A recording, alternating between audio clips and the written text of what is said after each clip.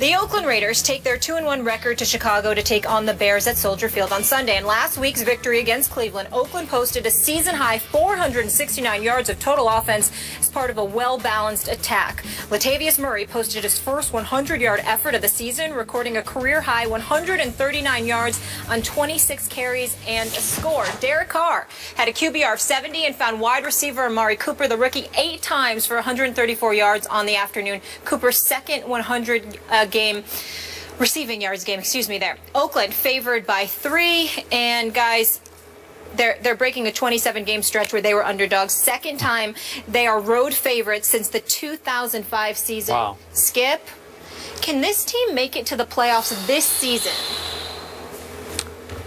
Stephen A. Smith, I must tell you, I'm going to disqualify myself here. So take all this with many grains of salt.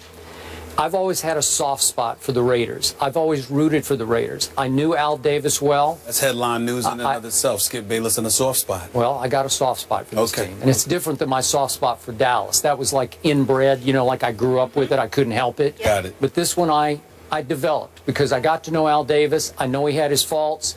I know he fought this league, but he had greatness about him.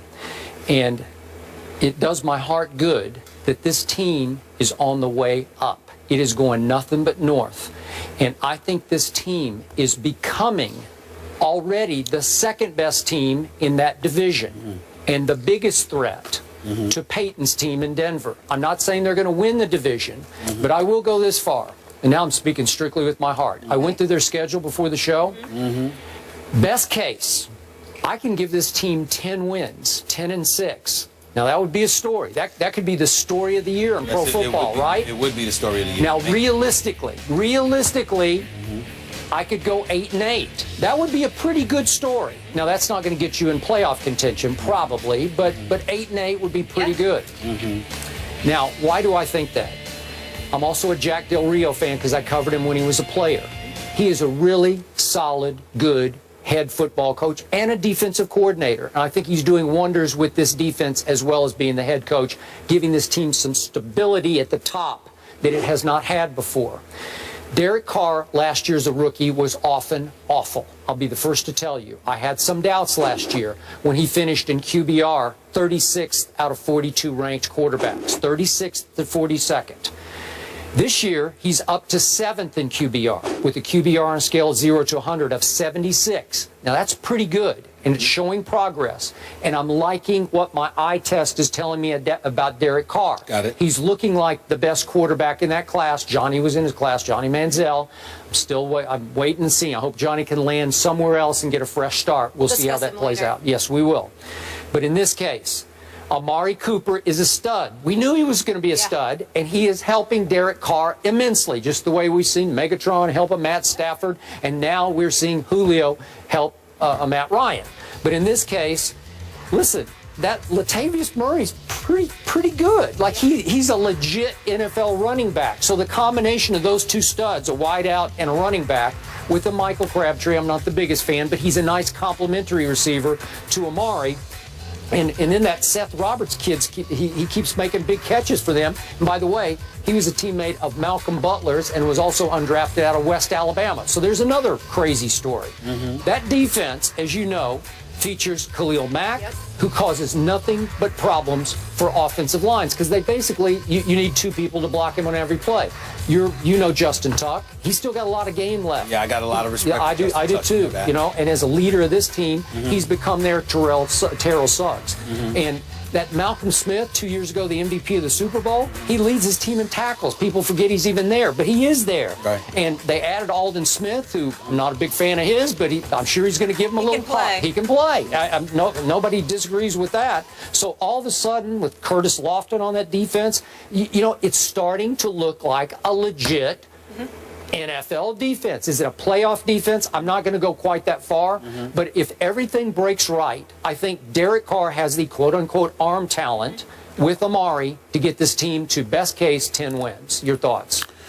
My thoughts are this. There's no way in hell that the Oakland Raiders are making the playoffs. Let's pump the brakes on that right now.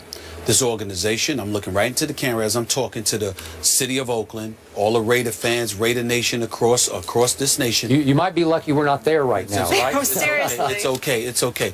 You're not You're going. repping their colors, too. You're not going to the playoffs. You can scratch that. Dream on. The fact is that when you look at the Oakland Raiders, they are to be applauded. In over the first 3 years under the era of Reggie McKenzie, the GM, who I have chided on many occasions, because let's call it what it is. You got to do the job. I knew you weren't going to be great or whatever, but you didn't have to look as bad as you looked. You were 11-37 over the first 3 years at the helm. Outside of the 2010-2011 season, primarily with Hugh Jackson, you had 8 back-to-back 8-8 seasons. With the exception of that, the other 10 years, you have never won more than 5 games in the season from 2003 through last season, with the exception of those 2 8-8 seasons. And you got rid of Hugh Jackson when you came there, which to me was a mistake on the part of Reggie McKenzie. Having said all of that, I love the talent that they have. I like Derek Carr. I like him a lot. I'm looking at some of these numbers right here. 726 yards on the season, completing 63% of his passes. Only 1 interception thus far. I'm looking at the Latavius Murray for 248 yards, 4.8 yards a carry. Good. The kid is impressive, but I'm going to tell you. Catches out of the back. He does. But I'm going to tell you what also makes me feel good. He's got 11 receptions out of the backfield as well. But this is what makes me feel good about Oakland. Offensively, Skip Bayless, they've only surrendered 1 sack. 1. And when you look, and I pay attention to this, when you're not allowing sacks, and I see a running game that's averaging over 4 yards, to me, you are doing your job as an offensive line, not just run blocking, but pass blocking as well. And I think that is a very, very big deal, because to me, how could Amari Cooper be who he is? How could Michael Crabtree, who's doing a good job, looks better this year in Oakland than he's looked the last 2 in San Francisco, 18 receptions thus far, 184 yards. Amari Cooper is a rookie. Skip, knows how to route run, has great hands, no doubt. has an NFL body, very, very impressive, and relatively cool, mild-mannered, and incredibly humble, which I think helps in a black hole, okay? Sure. So I'm looking at all of that with Latavius Murray, and I'm thinking about that offensive line that is clearly doing its job, and I think they deserve a lot of credit. Here's my problem with Oakland.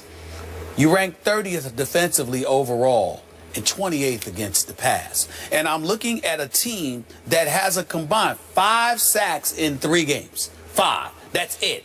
I'm looking at a Khalil Mack, who does lead the team in sacks with 2, but he literally has 7 tackles. I'm looking at an Aldon Smith. I get it, and I know Malcolm Smith is leading the way, and I respect that. But if you're not sacking anybody, okay, because 5 sacks in 3 games ain't that much. If you're not sacking anybody, if you're not getting to the quarterback, and on top of that all, your Achilles heel is your pass defense. How you can get to the quarterback, how you can sit there and defend against the pass. Then I got issues with you, because this is the West that we're talking. I'm sorry, this is the AFC West, and this is the AFC overall that we're talking about. And last but not least, then we get to the schedule. Congratulations, y'all will go up to 3-1, because after all, you're playing the Chicago Bears. Hope Jay Cutler comes there, because that'll make it even better for you. Let me throw that out there. But outside of Chicago, Jimmy Clausen? You know what? Listen, let me tell you something right now. Jay Cutler. Wait, would you rather play Jimmy Clausen or Jay Cutler? It depends. It does not depend. I'm going to tell you what it depends on. I'm going to tell you what it depends on. As bad as Jimmy Clausen is, because of a talent perspective, we just don't listen. All he has to do is not turn the ball over. In the case of Jay Cutler, you have to pray, number 1, that he won't turn the ball over, but number 2, and more importantly, is he interested in playing this Sunday? When he's interested in playing, here we go again. But when he's not, this that's what it is. Gratuitous. So, yes, it is. It's completely gratuitous. Yes, it is. But let me get to the schedule.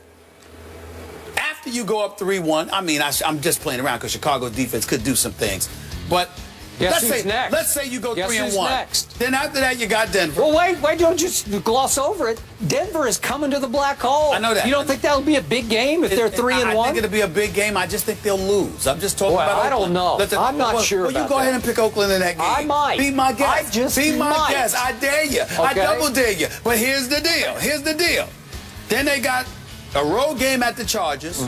They got a home game at the Jets, which they could and should win. You got a road game against Pittsburgh. You got a home game against Minnesota, which you could and should win. Yeah. Then you got road games against Detroit and Tennessee. I think you could win both of them. I think you'll lose one. All you'll right. split, okay? You got Kansas City at home. Maybe. You got Denver on the road. You got Green Bay, San Diego, and Kansas City. I see the Oakland Raiders. I see the Oakland Raiders losing 4 of their last 5 games. So I think that it's the potential there for an 8-8 or a 9-7 season. Okay, well that's. But I said 10. That ain't gonna be enough to make the playoffs. That ain't gonna be enough to make the playoffs. Okay, that's why I said right. you ain't making the playoffs. Hey. You'll have an improved season, but you ain't making the playoffs. But if the Oakland Raiders go 9-7, that would be tremendous. I really. I mean, hey, it's good. It's a beautiful thing, but they ain't going to the playoffs. You can cancel that dream. Okay, you know, playoffs. So your with issue black is hole. mostly defense in the organization. Well, not the organization anymore, because you see some of the pieces that they're putting together, and Reggie McKenzie deserves credit. Okay. I've insulted him enough. Let me give him compliments where compliments due. I'm a fair-minded person. Okay. The man has stepped up, and some of the talent he's added to this team. I mean, Derek Carr, Amari Cooper, Khalil Mack, those are, you got at least 2 box office dudes. So and mostly Derek defense. Carr is no scrub. No. So it's really about their defense against the pass. okay. And that's so, my problem. So if they go 9-7 and we do wind up maybe back at Golden State for the NBA Finals, I think you would have to apologize to those folks. No. Yes, you would. After all the ridicule you heaped on this team. I specifically said, first of all, let me tell you something right now. One of my dreams is to watch a game in the black hole with the folks in the black hole. I love that stuff. I think Why don't you? I think well, I'm just saying I got other priorities in this day and age of We my can make life. that happen. I have several dreams. I'm a dreamer. But the point is that I look at the Oakland Raiders. I love their fan base. I love the fan base in that city. I admire them. I think they've been shortchanged by their football team. I think they're going in the right direction now. They deserve credit. I'm just saying, don't expect to be playing in January. Your last regular season game is January 3rd. Look forward to that game in January, because it will be your last game of the season. Well, that's nice. I mean, they're coming from nowhere near you. That's ridiculing fine. I'm not ridiculing them. I'm just saying you're not going to the playoffs. Well, Skip Bayless trying to give you hope. I'm not. This ain't Christmas. Okay. This is Saying October. there's a chance. This is the end of But I'd September. say the odds This are way ain't in your Christmas. favor on This this. ain't Christmas. To say they're not All right? going to make the I'm not playoffs. interested in giving out gifts. They ain't going to the playoffs. Let's Can I get say that out the one way. thing, though? That first game they lost, we all seem to forget that Derek Carr went down in the second He quarter. did.